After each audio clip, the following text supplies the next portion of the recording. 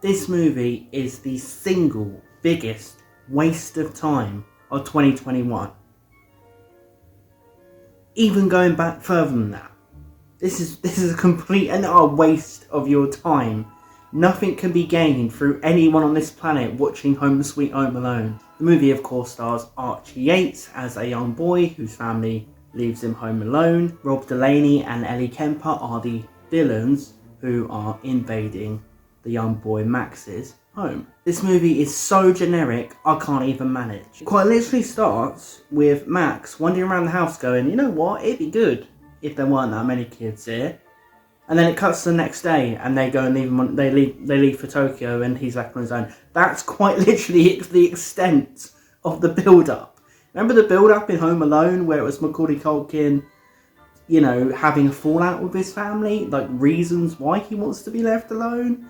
Like reasons why you don't view him as a complete brat? Reasons why you might laugh at the family and sympathise with the family even in some respects, but then realise that Kevin has a point? No, that's it. It's just Max walking around a house going, there's lots of people here, I wish there weren't. Whoever wrote this is lazy. That's the pure answer, the pure word, the simplest form I can put whoever wrote this film is lazy. Whoever wrote this film needs a screenwriting partner or needs to get away from the industry and get wrecked. This is ridiculous. This kid, played by Archie Yates, now in my Home Alone trailer reaction, believe it or not, YouTube blocks the comments. You can't comment on that video because I insulted the kid. So I'm going to have to try and not insult the kid because they thought I was insulting children on YouTube by saying this kid's a bad actor. So I'm going to have to choose my words wisely. You're given no time to sympathise with this kid. You're given no time to get to know this kid. There are no scenes involving this kid. Like, it's quite literally, like, watch the film. Well, actually, don't watch the film. But it's literally, you see the kid walking around the house and he goes, wouldn't it be good to be on your own? Then he's on his own. And then he's enjoying being on his own with the most blank, emotionless face. He's just doing all this fun stuff for like 2 minutes of a montage. And then the villains turn up. There's none of the kind of sketches, things that happen with Macaulay Culkin enjoying his time being alone. There's no creativity. There's nothing. It's quite literally him walking around the house going, it's good that I'm alone, isn't it? Remember in Home Alone how Macaulay Culkin was an absolute lad? You got to know him. He was cool. He had fun. He had like the child's brain of being left at home. Fun little creative segments of what you do when you're at home.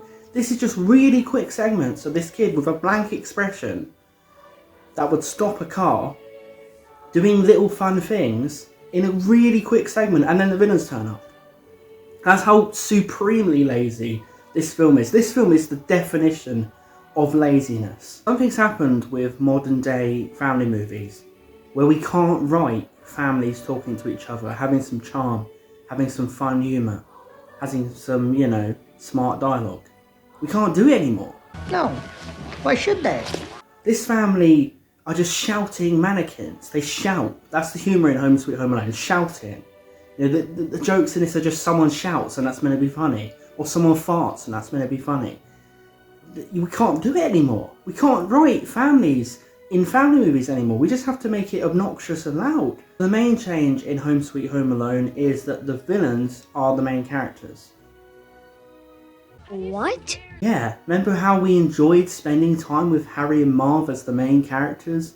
And Marv was like, shall we commit this crime, Harry? And Harry was like, no, I was thinking of donating some teddy bears and feeding starving children. No, we don't need to sympathise with the wet bandits. That's one of the bloody villains. But we spend the whole film sympathising with these two because they're a family down on their luck. So they become the protagonists. They're going to lose their house unless they rescue a doll. They're not trying to rob Max's house. They're trying to get back one of their possessions that's in Max's house that is worth a load of money because they're down on their luck and they want to have a good Christmas for their kids. Damn, such bastards. Let's drop a bunch of weights on them. Yeah. Like in Home Alone, you know, they were funny, Harry and Marv, but you sympathised with Kevin because, you know, they were trying to burgle him. They deserved those traps. This, they spend the whole film making you sympathise with these guys. So when it comes to the traps, you end up looking at Max as the villain, and that should never happen. The people who get extremely hurt need to do something to warrant the pain. Watching innocent people get hurt isn't funny, it's obscene. There's no connection between this kid and his family. There's no reason, there's nothing underneath the surface of resentment between the family that needs to be repaired. There's nothing. I'm truly shocked how lazy this is.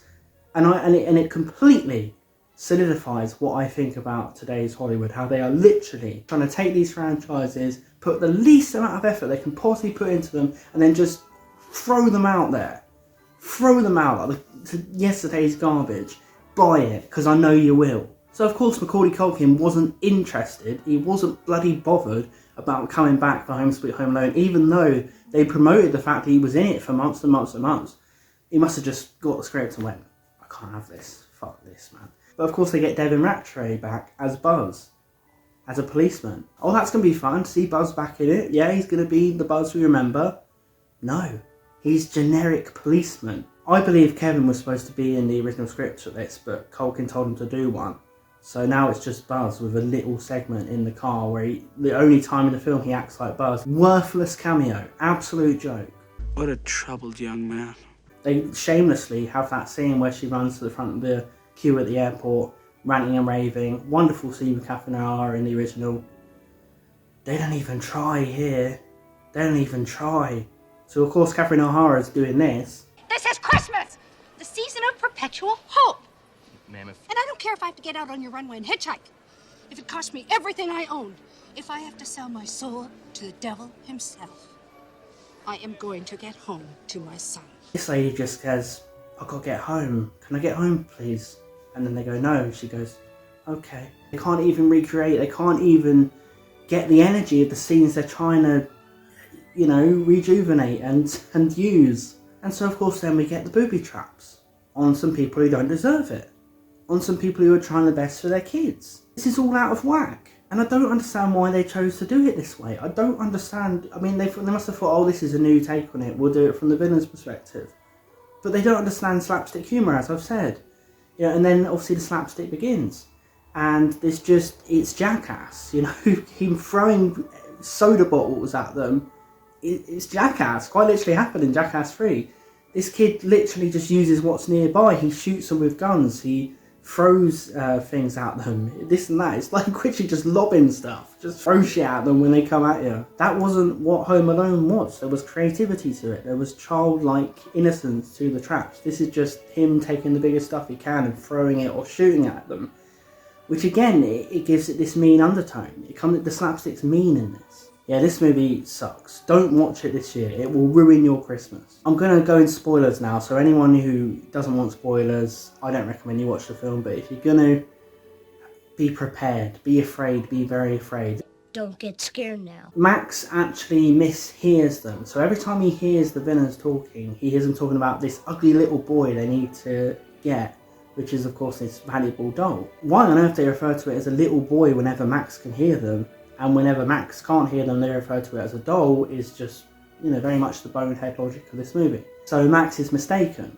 But again, we can't sympathise because the traps are so brutal and so bad, and we know they don't deserve it, so we can't sympathise, even though he's mistaken. But, you know, we haven't built any empathy for this kid. But then, of course, he finds out, and it's all smiles and hugs. I go, no. Fuck off, mate. You just absolutely fucked me up. You're just going to send my wife to the emergency room. I'm going to be in a hospital bed on Christmas Day because of you, you little shit. It's misunderstanding. They get hurt loads of times and then they just forgive each other, and then the mum comes back. It's just a really weird, ploddy mess of a story which just doesn't work because they don't even go into any of the themes they explore. So there you have it, people. What do you think of Home Sweet Home Alone? I'm so glad I watched this in November because at least I get to have my Christmas month of December not tainted by this movie. I thought this came out in December. Thank God it's November, so I don't have to watch it in anything approaching the holiday month. Thanks for watching, everyone. I don't recommend you watch this, but if you do, let me know what you think of Home Sweet Home Alone. Subscribe as always, and I will see you next time.